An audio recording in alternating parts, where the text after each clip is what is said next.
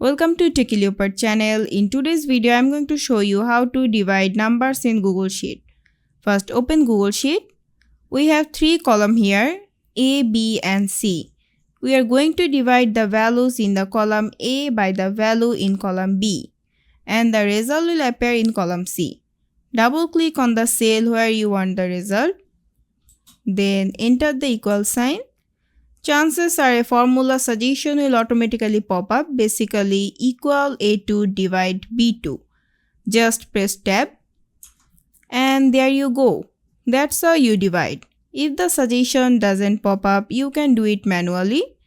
Double click on the cell where you want the result. Type the equal sign. Click on the cell you are dividing. For example, A3.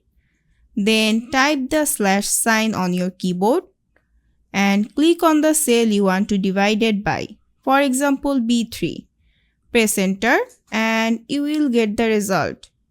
You can fix the formatting by going up here and clicking decrease or increase decimal place to make it cleaner. Also, an easy way, just click on bottom right hand corner of the cells.